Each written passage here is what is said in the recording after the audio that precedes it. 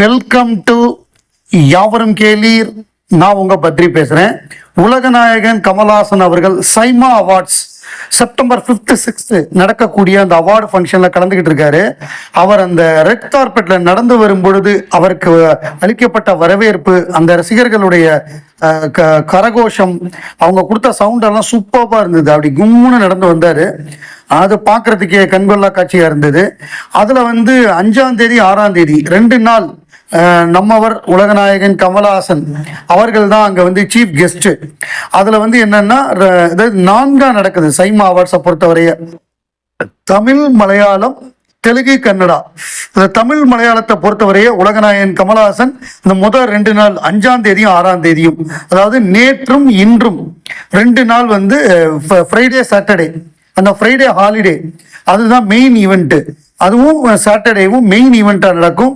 தமிழ், மலையாளம் இது 2ம் பெரிய அளவில் நடக்கும். அதுல அவர் தான் ஃபேஸ் ஆஃப் த அந்த அவார்ட்ஸ்.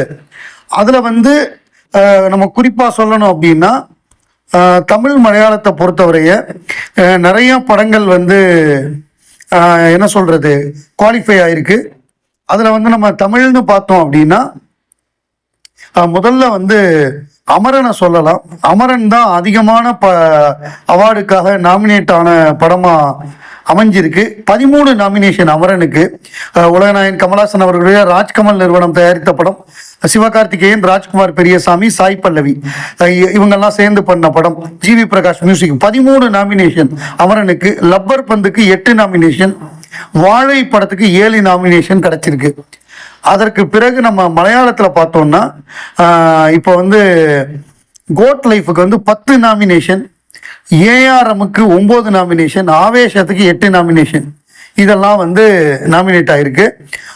இது 5, 6, 2 நாளுக்கு 7, 8, அதாவது அடுத்த 2 நாட்களுக்கு பார்த்தோம் அப்படின்னா, இது Telugu and Kannada.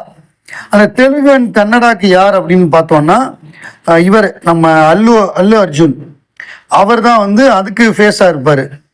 So get ready to join அப்படிங்கிறதுல ஆமாம், இதுவும் தெலுங்கு கன்னடாவும் இதே 5th செப்டம்பர் தான். 5th 6th நடக்கும். தெலுங்கு கன்னடா 7, 8 கிடையாது, 5th 6th தான். அது என்னன்னா, அது செப்பரேட் டயத்தில் நடக்கும். தமிழ் தனியா, தெலுங்கு தனியா. இது தனித்தனியா டெலிகாஸ்ட் ஆகும். ஸோ தெலுங்கை பொறுத்தவரையே நம்ம முக்கியமா என்ன பார்க்கணும்னா, தெலுங்கு தான் முக்கியம்.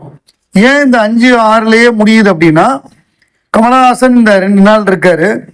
தெலுங்கை பொறுத்தவரையே பெஸ்ட் வில்லன் ஆக்டர் அதுல கமல்ஹாசன் நாமினேட் ஆயிருக்காரு கல்கி படத்துக்காக. தெலுங்கை பொறுத்தவரை புஷ்பாக்கு 11 நாமினேஷன், கல்கிக்கு 10 நாமினேஷன், ஹனுமானுக்கு 10 நாமினேஷன். அந்த கல்கி 10 நாமினேஷன்ல கமல்ஹாசன் வில்லன் ஆக்டருக்காக, பெஸ்ட் வில்லன் ஆக்டருக்காக அவர் நாமினேட் ஆயிருக்காரு. அநேகமாக அவர் அந்த அவார்டு கிடைச்சிரும் கல்கி படத்துக்காக.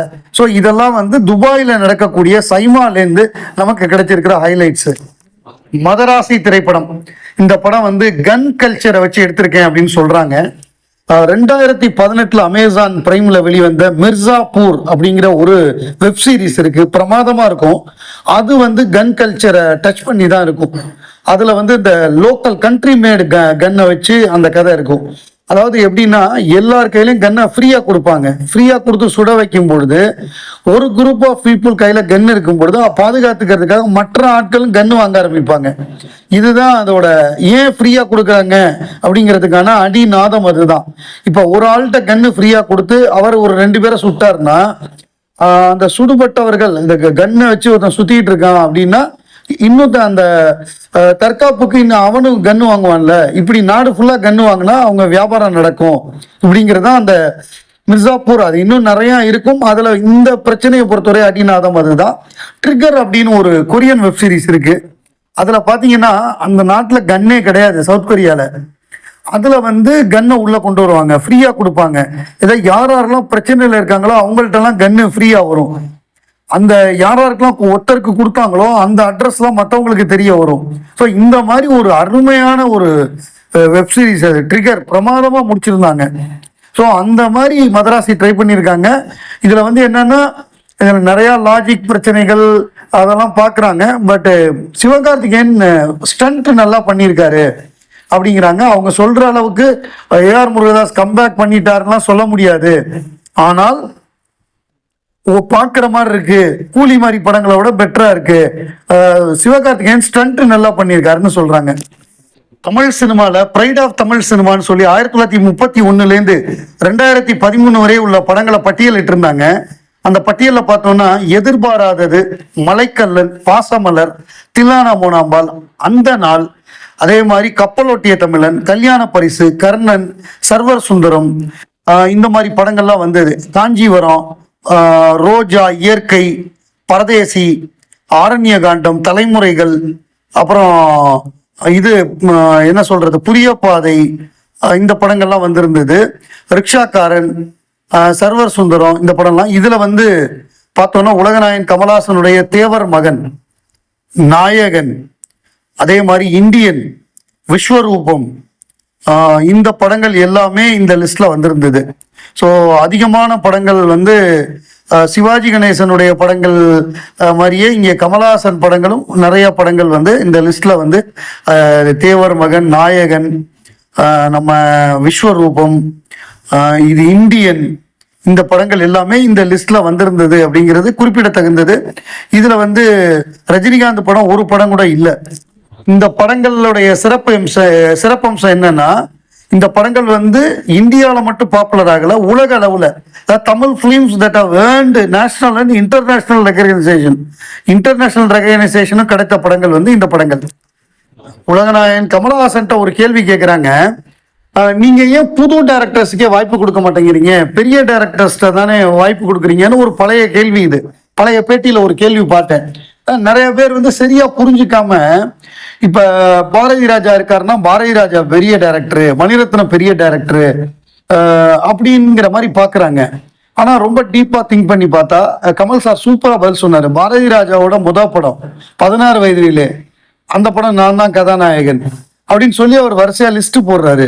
மணிரத்னத்தோடைய படம் நான் தான் பண்ண வேண்டியது, கால்ஷீட் கிடைக்காதனால அவர் கோச்சிட்டு போயிட்டாரு. அதுக்கப்புறம் அவர் கன்னடத்துல போய் பண்ணாரு. அதே மாதிரி புதிய பாதை படம் பார்த்திபன் என்கிட்ட தான் கேட்டாரு, நான் பண்ண வேண்டிய படம், நான் இப்ப இந்த படம் வேண்டாம், நீங்களே கதாநாயகனா பண்ணுங்கன்னு சொல்லி அனுப்பிச்சு விட்டேன்.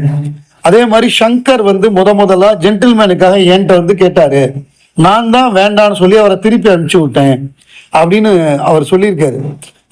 அதாவது இதெல்லாம் படங்கள்லாம் நடக்க வேண்டியது, நான் அவங்கள்ட்ட கதையே கேட்க மாட்டேன், அவங்கள பார்க்கவே மாட்டேன்னு தவறா சொல்றாங்க.